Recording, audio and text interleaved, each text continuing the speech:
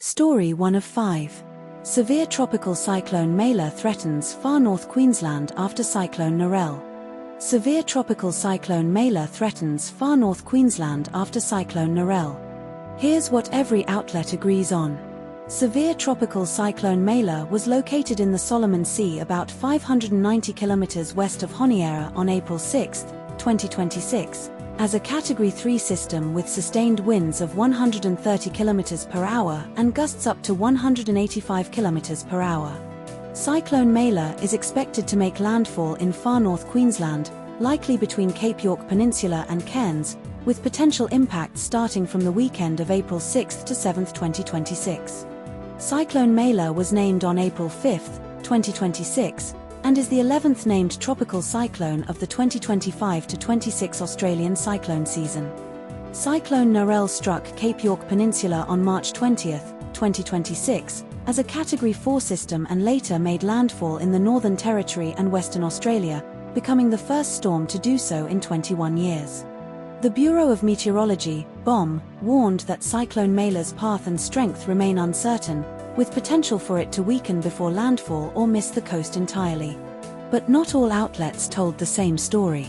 The Guardian reported on April 6 that Cyclone Maila was a Category 3 system with sustained winds of 130 km per hour, while ABC reported on April 7 that it was producing wind gusts of up to 295 km per hour, indicating a discrepancy in intensity reporting.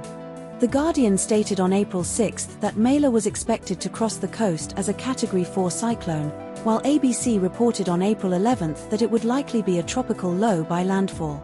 The Guardian said on April 8 that Maila was a Category 5 storm, but ABC and Newscomer reported it as Category 4 or lower on the same day.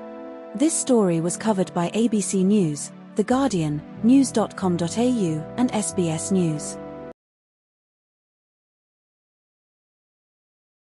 Story 2 of 5. AFL player Lance Collard found guilty of homophobic slur use in VFL match. AFL player Lance Collard found guilty of homophobic slur use in VFL match. Here's what every outlet agrees on. Lance Collard was found guilty of using a homophobic slur against Frankston player Darby Hipwell during a VFL match on March 27, 2026. The AFL tribunal upheld the charge against Collard for breaching AFL Rule 2.3a, conduct unbecoming. Collard denied using the slur and claimed he said "come here, maggot" instead. Frankston players Darby Hipwell and Bailey Lambert testified they heard Collard use the slur.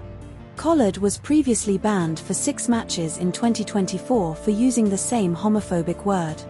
But not all outlets told the same story.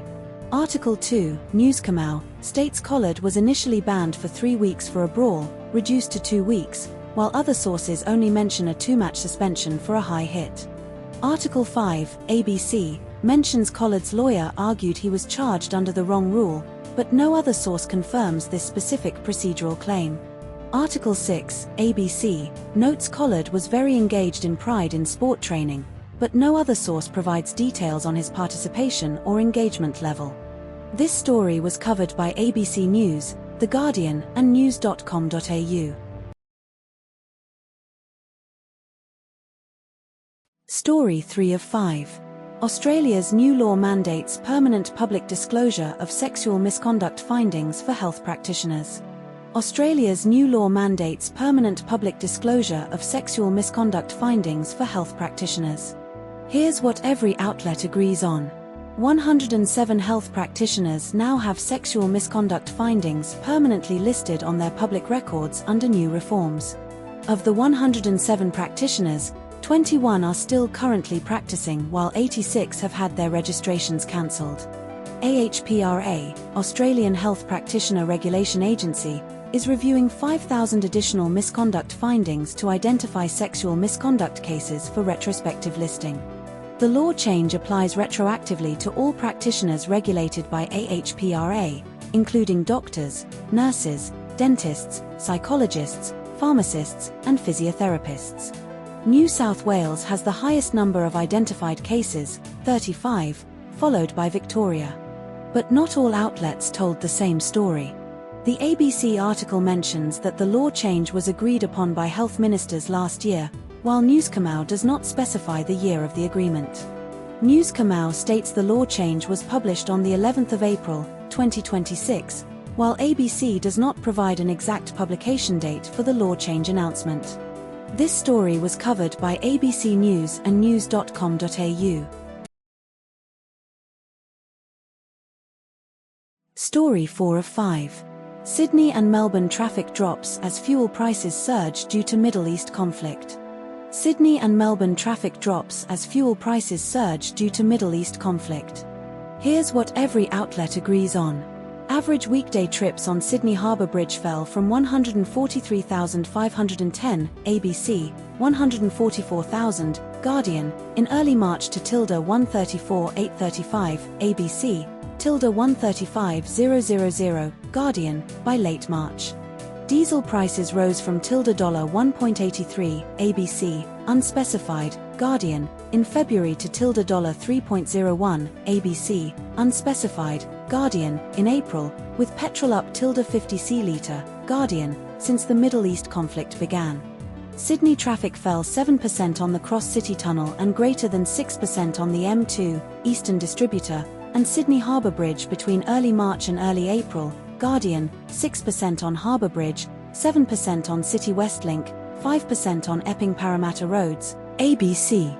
Public transport use in Sydney rose 1.2 to 1.5%, ABC, unspecified, Guardian, in late March compared to 2025, with Opal card trips averaging 2.408 m, ABC, in the week of March 23.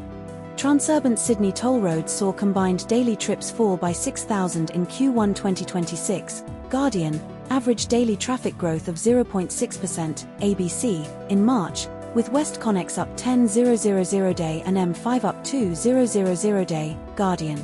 But not all outlets told the same story.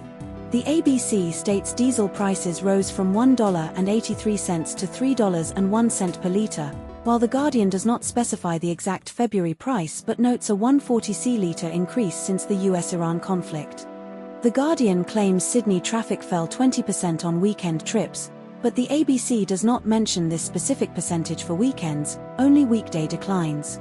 The Guardian reports Melbourne's Tullamarine Freeway traffic fell nearly 50% by week ending the 6th of April, while the ABC does not cover Melbourne traffic trends at all. This story was covered by ABC News and The Guardian. Story 5 of 5. Truck driver charged with drug driving after fatal Sunshine Coast crash killing 3-year-old. Truck driver charged with drug driving after fatal Sunshine Coast crash killing 3-year-old. Here's what every outlet agrees on. A 56-year-old male truck driver was charged with driving a motor vehicle while a relevant drug is present following a crash on January 14, Article 1, or January 8, Article 2. The crash occurred on Banya Avenue near Caloundra on the Sunshine Coast. The truck, Mitsubishi Fuso, rear-ended a silver Nissan Qashqai, which then struck a blue Haval station wagon carrying 3-year-old Ineza King, her 1-year-old sister Itehe, and their 37-year-old mother. Ineza King died from critical injuries at Queensland Children's Hospital, while Itehe remains in critical condition. The truck driver is due to appear before Caloundra Magistrates Court on April 23. But not all outlets told the same story. Article 1 states the crash occurred on January 14 at 11:40 a.m., while Article 2 says it happened on January 8, no time given. Article 1 does not mention a construction site near the crash, but Article 2 specifies the crash occurred outside a construction site. This story was covered by ABC News and news.com.au.